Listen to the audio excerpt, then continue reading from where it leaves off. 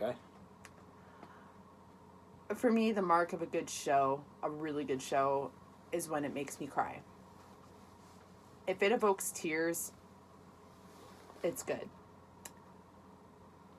I always used to give my grandma crap about crying during stuff, and she's having a good old laugh now. Yep. All right. Chapter 16. Episode 8 of Season 2. The Rescue. Then, Mando's message, which still gets me all fired up. fired up. Highlighting all Mando's allies and those fucking dark troopers. Now, Slave One firing on an Imperial shuttle containing the doctor from the pilot. The one that seemed sympathetic to the child, at least a little bit. Well, yeah. They disabled the shuttle. Dr. Pershing tells them to fight back. One of the pilot says, I don't have a death wish, do you? Cara Dune blasts the pilot for taunting her. So yeah, there was this whole exchange, and, you know, he brings up Alderaan, and... He's like, I was on the Death Star when your planet was destroyed. And he's like... She's like, which one? Yeah. But, obviously, it was the first one. Right. And he's like, you know, thousands of my people died, and it's like, fuck you, dude. And it's like, you're, a few thousand of your fucking Goonies died. Right. On the Death Star. You blew up an entire planet. You don't have a say. You don't get to stake that claim. My people died too, you know. Yeah. So, but I had to look that guy up because we had just seen him in something, and I'm like, I was getting a Marvel feel off of him, a real creepy bad guy, and it ended up being like the last big bad from S.H.I.E.L.D. Marvel. Ming-Na Wen. Yep. That connection, so. Alright. But then I saw a spoiler looking that guy up. We'll get to that. We'll get to it. So we cut to Mando and Boba Fett walking into a bar. Love Mando and Boba walking into a room side by side. It's totally badass. Yep. And there's Bo-Katan. Fucking autocorrect. Bo-Katan. Bo-Katan. It's not the alcohol, it's autocorrect. Lol, that chick, Klaska, called Boba a sidekick. I'm like, well, what are you? Mm-hmm. Sidekick fight! Yeah, they get into a little scuffle. Boba gets a good first shot in, then she kind of wrestles him to the ground.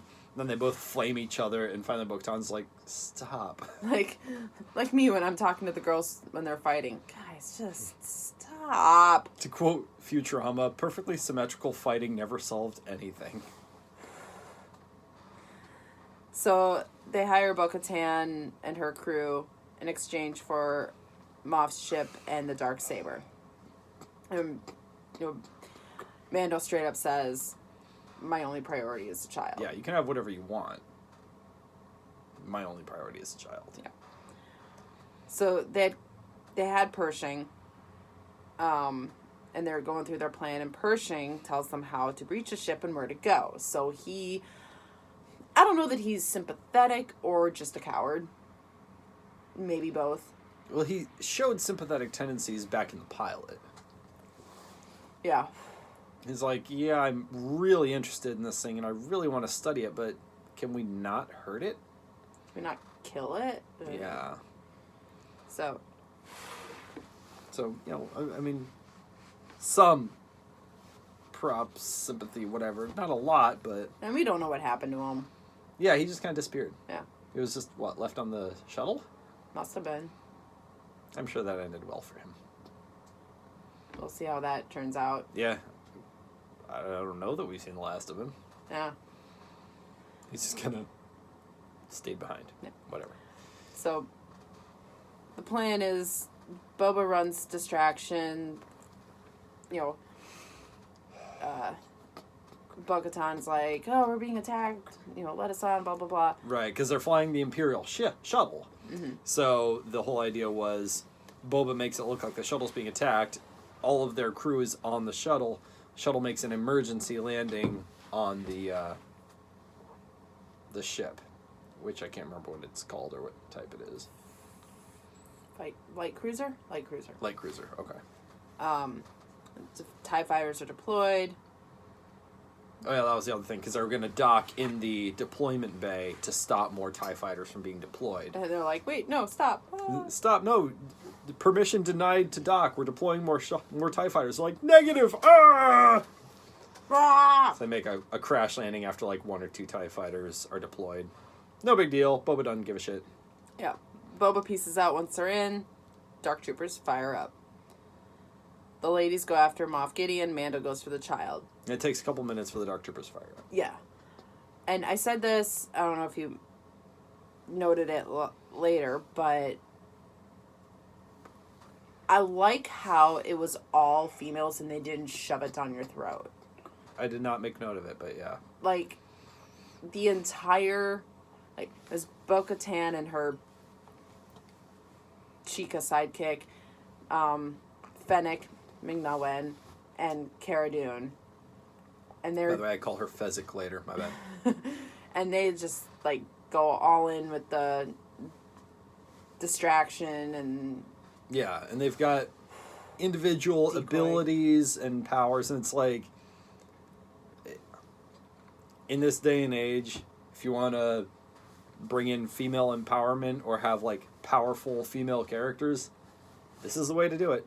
Yeah. They're not sexy while doing it. They're completely covered. They're... Sorry. What I mean is they're completely covered. They're not showing skin and, you know... They're kicking ass, but they're not being sexy about it. They're just... They're not being sexy. They're not being like, because I'm a woman. I'm a female, whatever. Yeah. Yeah, no, this is war. what we do. And also, the child is at stake. So yeah. So the mama bear comes out in all of them. A bit, yes. Mama bear is a thing. It is a thing. I've seen And they all have it. Every single one of them. It's beautiful to behold because that... The child is unifying everyone. And I think that kind of flies in the face of the feminist manifesto. Yeah. Yeah. Which is... You want to make a woman powerful? We're not about children. That's not what women do. Okay. No, you want to make a woman powerful? Put a child in danger. Oh.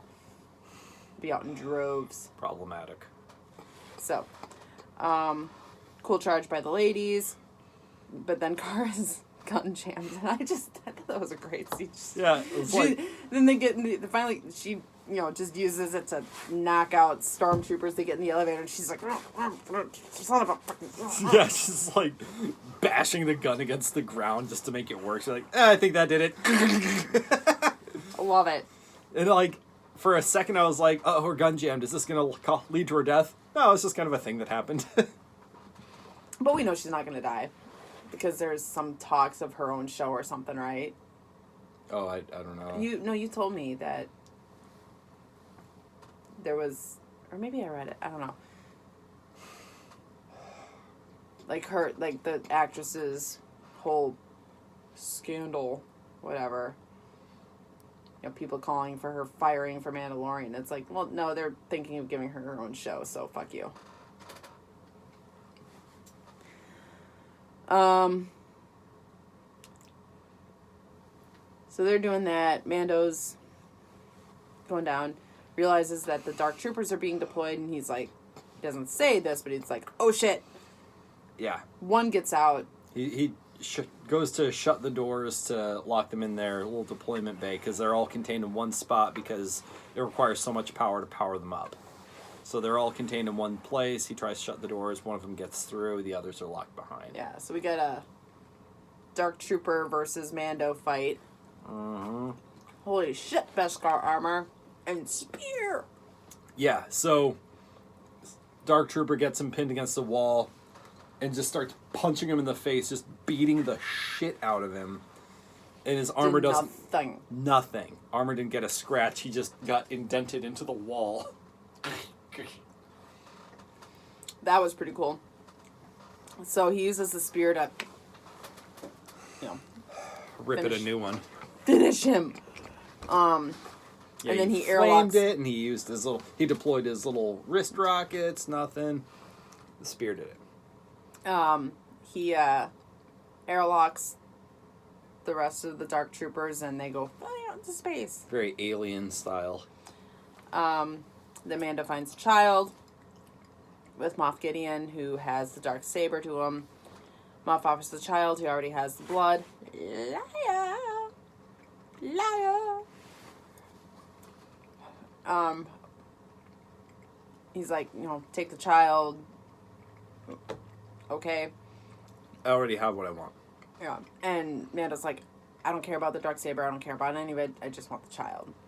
So he goes to take the child, and Moff Gideon just attacks with the dark saber. Holy shit, Beskar armor. Can take shots from the dark saber. And block him with his really cool fight ensues. Sorry. Just block him with his bracers and the spear. He eventually pulls out the spear and he's able to block the dark saber. They basically have a fencing match or a duel. Yeah. Hand-to-hand combat style, very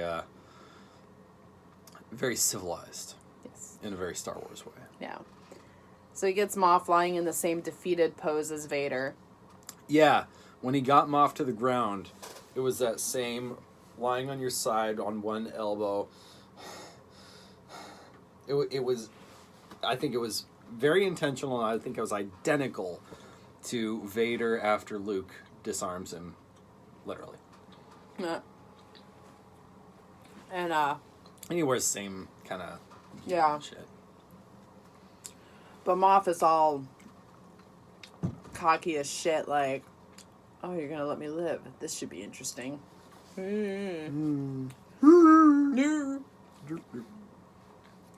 So they go back to the bridge with Bo-Katan and everyone, and Mando has the dark saber flared out, whatever. And Moff.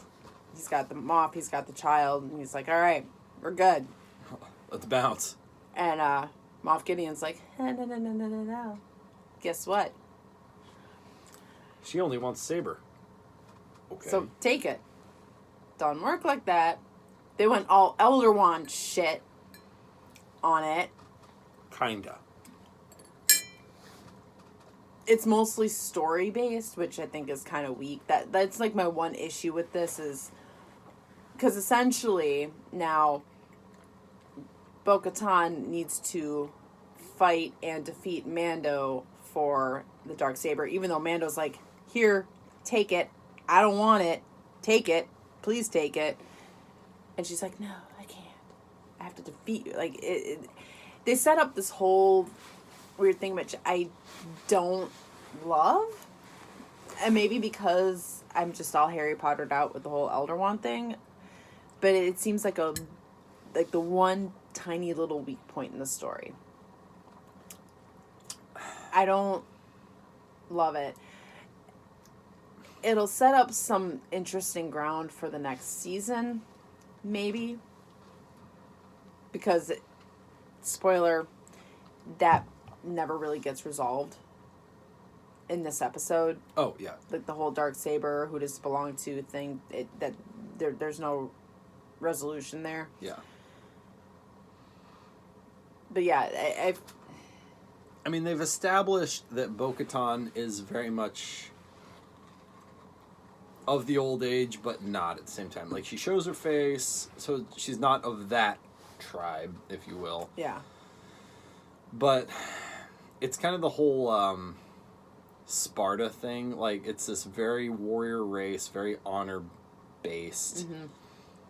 That's how leadership is established, is through warfare and through fighting. you can't just assume power. You must win it. So it's a cultural thing, and it fits with her character, as annoying and super dumb as it is. I mean, if she faces off against him, he's just gonna pretend like he loses. Yeah, and then she's in a catch-22. Yeah, because he doesn't want it. He wants to give it to her, and she knows that. So how the hell are you supposed to win it in a legitimate fight? Yeah, because he's not going to. He's not going to actually try to kill you. Yeah.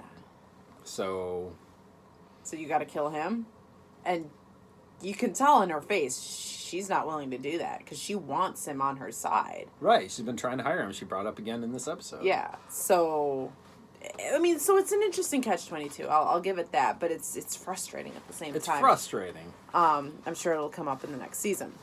Religious differences. Yeah. So.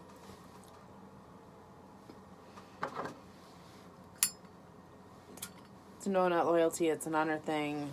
Okay. Then you wrote, this shit is why you keep a protocol droid around.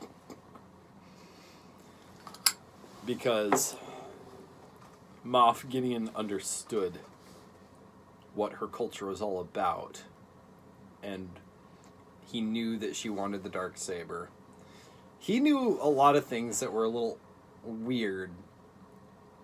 But maybe he was just watching the monitors. I don't know. But he was like, I know you already deployed your wrist rockets. I know this and that. He must have some force. You think he might be force sensitive? Might be a Sith.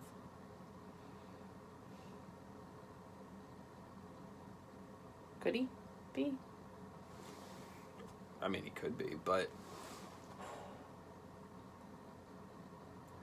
he shouldn't have lost to Mando, were that the case, unless he intended to lose. Well, of course he intended to lose because he wanted...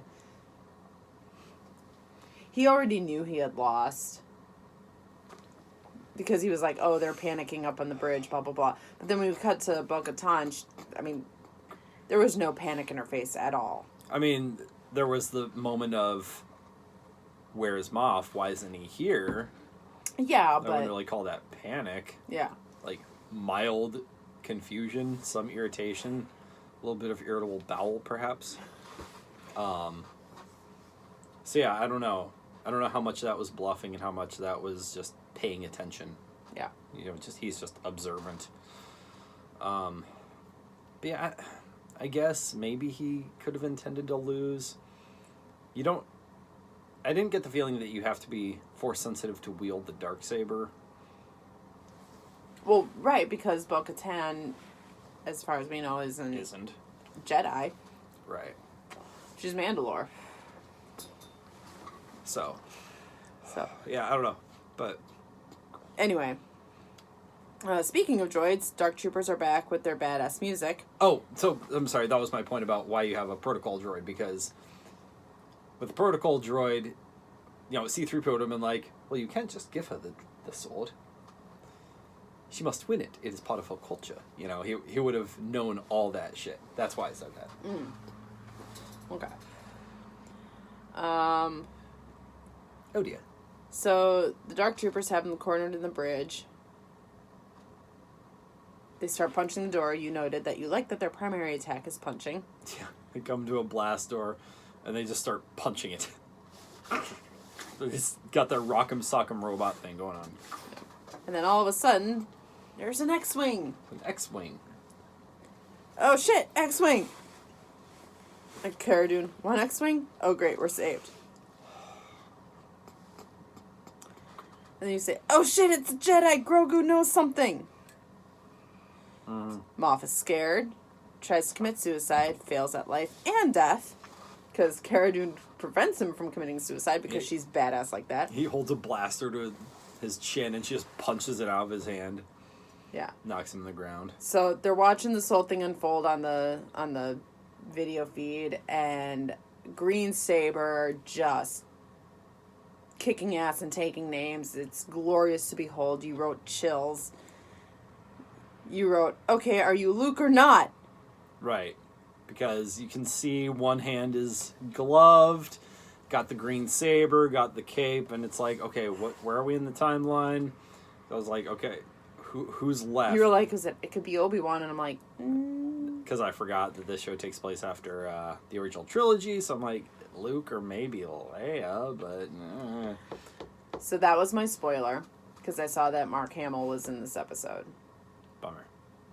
That's a bummer. But, I said it at the time, I would like to think that I would have figured that out. I mean, yeah.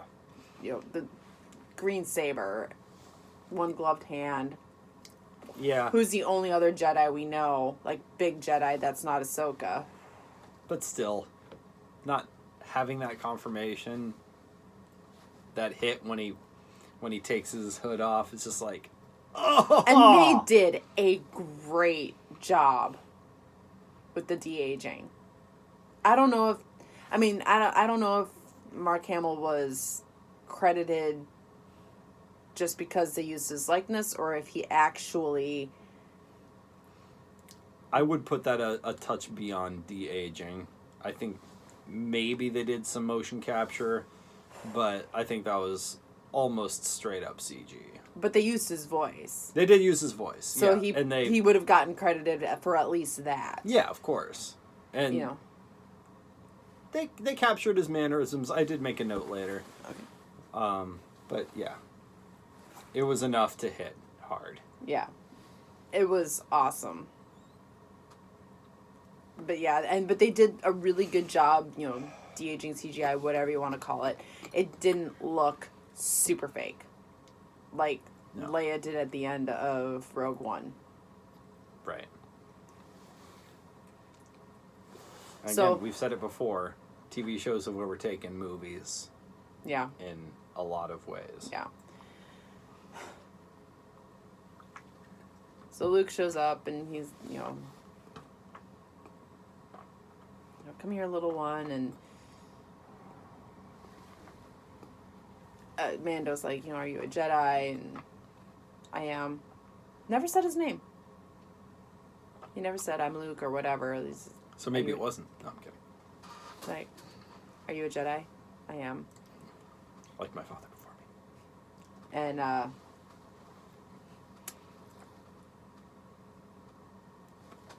Grogu is not on board. Mando's like, come on. And Luke tells him he wants your permission. Cue the waterworks. Not quite yet. Oh, I'm sorry. Cue the lump in the throat. And Mando knows what he has to do. Picks up Grogu and it's like, because Luke is saying he needs to come with me. He needs to be trained until he's very powerful, but unless he's properly trained, he's in danger. Right. Talent without training. Yeah. Yeah. And talent without training is nothing. He will always be in danger. Mando knows this. And what got me with the waterworks was when Grogu reaches out with his hand and touches the helmet. And Mando takes the helmet off.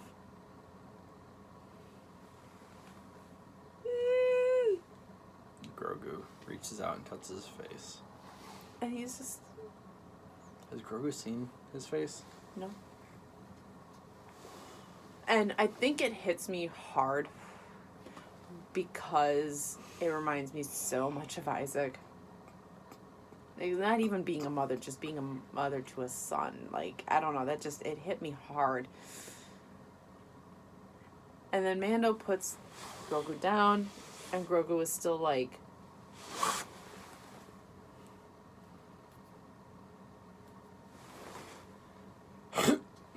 That got me in the feels.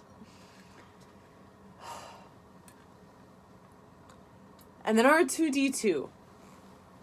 You wrote R2-2. comes up. Which is when I start crying. R2. When Mando removed his mask so Grogu can touch his face. We'll meet again, I promise. The child's story had to have an end for the show to continue. I think that's the case. I mean, I don't know what the writers intended originally, but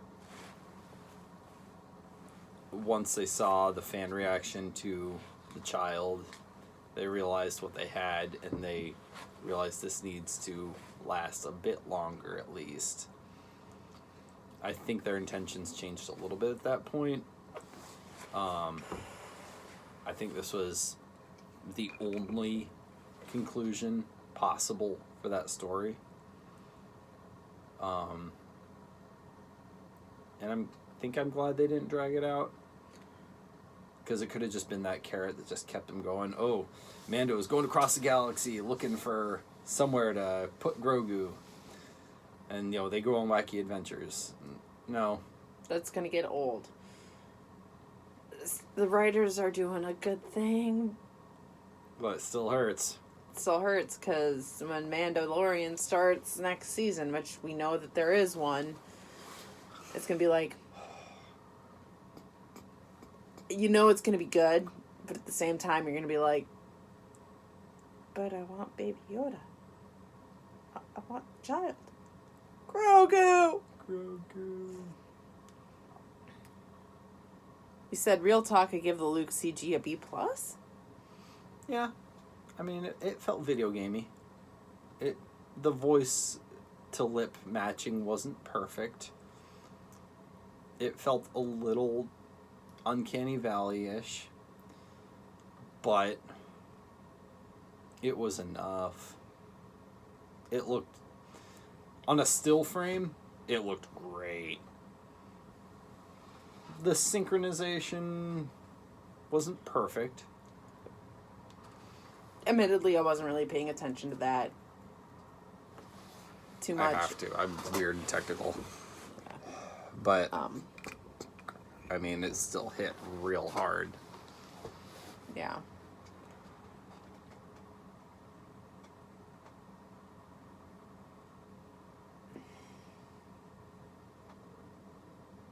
But you know what hits harder? Remember,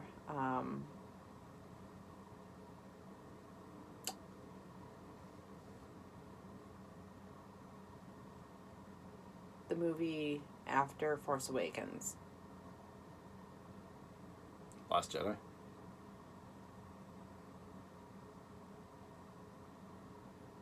So Luke has a school. Right. He has this whole thing with Ben Solo, Kylo Ren, whatever. The school goes up in flames. Yeah. Grogu was probably a part of that school. So is he still there? I don't think he died there, if that's what you're asking. Well, I gotta. I mean, it's kind of what he experienced with Anakin, right? I mean, he was a Jedi in training. He was a youngling. We don't have he any escaped. But we don't have any evidence that Ben Solo slaughtered the other trainees, do we? All I know is that the school is up in flames, and I worry about Grogu's fate now. Okay. He said, okay, I should stop typing and deal with my emotions.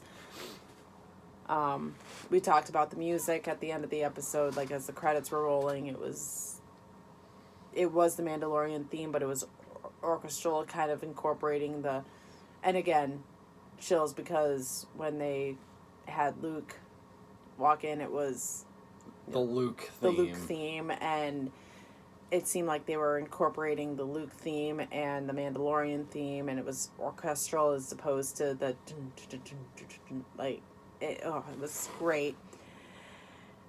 And also You skipped over it, but the Dark Troopers theme had a nice beat to it.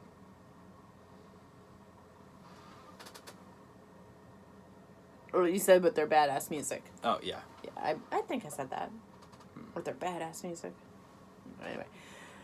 So we go through the whole thing. You're typing out your whatever. And then... And I was typing, letting the credits roll, and then, holy shit! There's an after credits scene. Because Marvel references, I guess. Oh, yeah.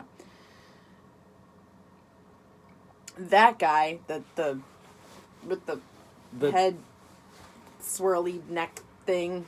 The sharp-toothed devil tentacle neck guy who was Jabba's little flunky. Yeah. Is sitting in Jabba's chair, all fattened. And I kind of wonder if it was the same actor, actually. I want to go back and look that up. But yeah, he's just sitting there kind of ruling Jabba's palace, which, by the way, exploded in Return of the Jedi. So, okay, I don't know where he is. I guess on that planet, but, you know, kind of ruling the little Jabba place. Yeah. Then shit starts going down. Someone says, McClunky! McClunky! Because McClunky! McClunky! And Fennec shows up. You said Fennec. Fennec shows up in Jabba's old place, followed by Boba Fett. Boba kills Jabba's old roadie, takes his place. And then we get the Book of Boba Fett coming December 2021. Now, this is on the heels of, like, this slew of announcements of what shows, Star Wars and Marvel, that Disney Plus is going to be rolling out within the next, 5 years? Not even. 2 years. 2 years. I don't remember seeing or hearing Book of Boba Fett, which I think they kept under wraps because this was released this week, leading into the Mandalorian finale. Yeah. Yeah. And I'm excited. And they're referring to an actual book, right? They're not. That's not like. I don't know. Or is that like season 3 is called the Book of Boba Fett or something like that? I took it as like its own separate show. A separate show. Like, and that's why I mentioned the. Yeah, I don't know what the Book of Boba Fett is. Is it a book? Is it a show? Is it a season 3? I don't know. Thankfully, we have this thing called the interwebs. What's the Google? What does the Google say about it? Oh, wow. You type in book and you get... Thank you, autofill. So here's what we got. It comes up with what to read. Oh, that's not going to work. Yeah, that doesn't work. But sorry. So Den of Geek, top stories. Den of Geek says why the Book of Boba Fett could be The Mandalorian Season 3. Okay. Deadline says the Book of Boba Fett, new Star Wars plus Star Wars series. So Deadline, these were both 14 hours ago. Den of Geek says Book of Boba Fett could be Mandalorian Season 3, but Deadline says Book of Boba Fett, new Star Wars plus Star Wars series launching December 2021. Interesting. 10 hours ago, IndieWire, the Book of Boba Fett series revealed a Mandalorian season finale. 19 hours ago, IGN, the Book of Boba Fett, a new Star Wars spin-off announced in the Mandalorian season 2 finale. Blah, blah, blah.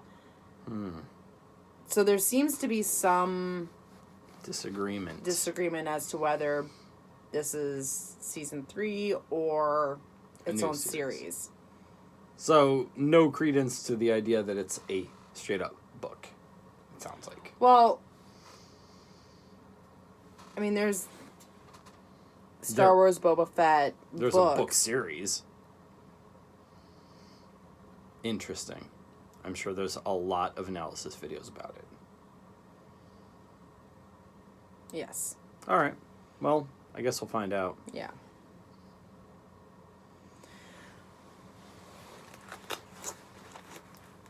On the one hand, I appreciate the fast-paced nature of the show and how quickly they get from point A to point B in a season.